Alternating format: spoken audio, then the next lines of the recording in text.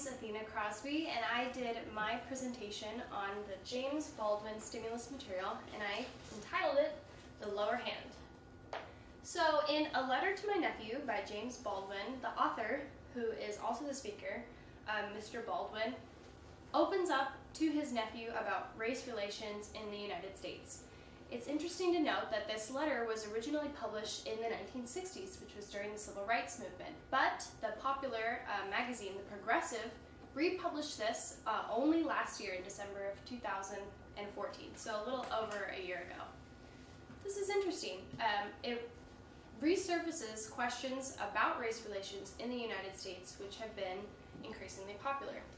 And in the stimulus material, quote, it says, "This innocent country set you down in a ghetto in which, in fact, it intended that you should perish." Now, we think, does this quote still apply to today? Which brings me to the question, really, in today's society, how can segregated living areas confine African American people into being permanent members of the lower class? Well, first we have to define what a ghetto is. According to the Merriam-Webster dictionary, a ghetto is defined as a quarter of a city in which members of a minority group of people live, especially because of social, legal, or economic pressure. Now, this sounds like a lot of different areas we know. For example, areas that are confined to be members of one particular minority group could be Chinatowns, could be Little Italys, Little Koreas, or other ethnic areas which a lot of people consider to be fun, popular places to visit. A lot of these areas are considered to be impoverished, but have a high sense of community and only a small amount of crime, relatively. On the flip side, suburbs and other wealthy living communities have a high sense of community and don't have as much crime, also being that they house members of the middle to the upper class. Poses the question, are all areas created equal? Well, in most major cities across America, you will find these different kinds of ethnic concentrated neighborhoods. Now, the most dangerous areas in the most major cities of America tend to be what are considered ghettos as well.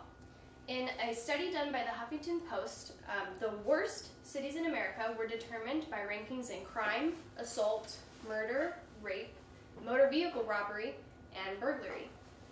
Something that all of these cities shared in common were, 1, under the educational lens, a high rate of high school dropouts.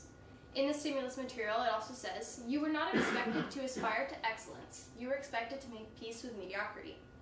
Going off of this, in an academic journal done by Neil Gutterman, which was entitled Assessing the Impact of Community Violence on Children and Youths, individuals, mostly young people, who lived in communities with a high rate of violence experienced what is called futurelessness, the feeling that they can't or have no ability to amount to anything greater than what's in their community, which is violence.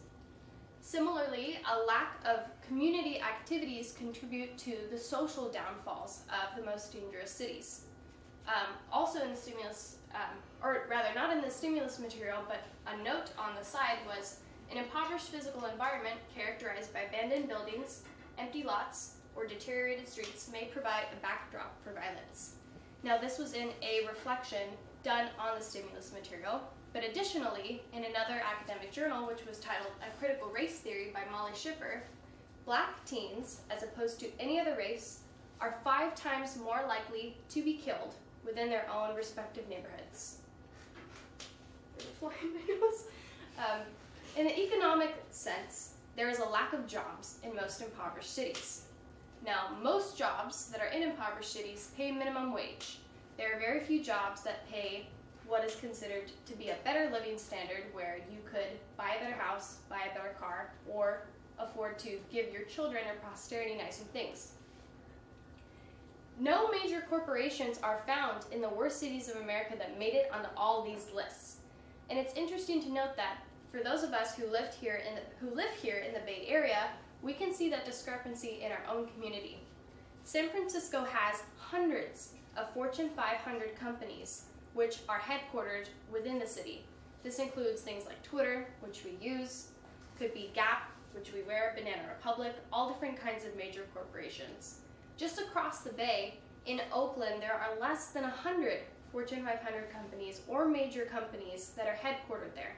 And Oakland not San Francisco, made it on to several of the lists, which were the worst cities in the United States. Now, this is a two-way street. Investments are not being made into these areas, which is why they're becoming progressively worse. This obviously contradicts arguments that people make, which are to take individuals out of impoverished areas and place them into better areas. Well, that in turn makes this problem worse. There are some exceptions. Just a couple of years ago, NBC Bay Area did a story on Akindud Ahmad, who was a student at Oakland Tech High School.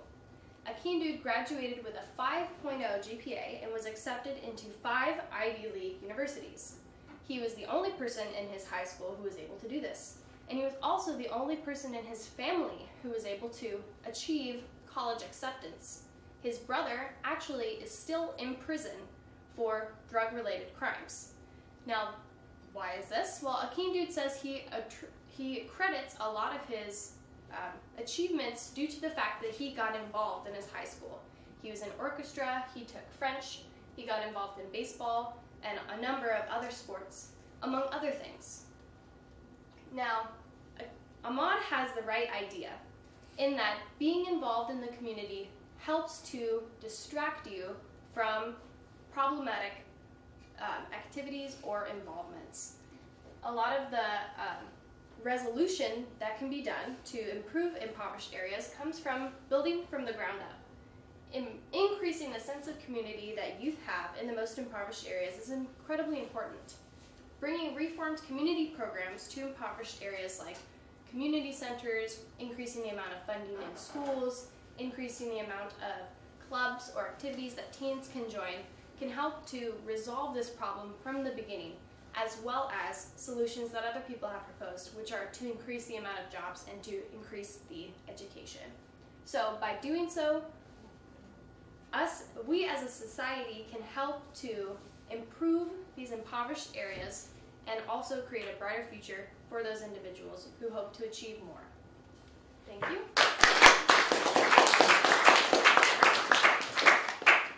Okay. Can you tell me what evidence did you gather that you didn't use, and why did you choose not to use it?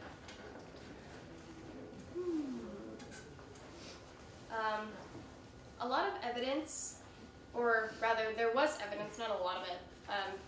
A few of the sources that I looked at, which I was considering to use as evidence, were actually studies done by websites such as like rateyourneighborhood.com and stuff like that, which are pretty much community based. They're people who just start their own website without the credentials to, I guess, look at housing or rate their, neighbors' homes or anything like that. And so there were a lot of opinions on there that people had about why their neighborhood was bad, why this community was worse than theirs, why their kids shouldn't go to school in this area because it has gangs or things like that.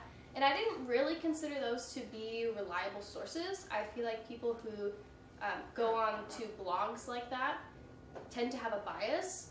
And so although I considered those to be kind of first-hand accounts, I didn't really include that into my presentation or my essay, just because I figured that the evidence that I wanted to use should be one that was done from an unbiased perspective. Thank you. And can you also tell me what advice would you have for other researchers who are considering the topic that you've done? Some advice that I would have, I would say, I guess this is kind of opinionated, but maybe to come up with more positive resolutions. There were a lot of resolutions to issues on race relations and issues on housing that I saw online that were really negative. And I guess my personal advice that I would give is kind of just look at the bright side and look at the solutions that people have that are applicable, but also that are helpful for a lot of people and don't exclude people. So I would say to go at it from a positive angle and not try and be a hater.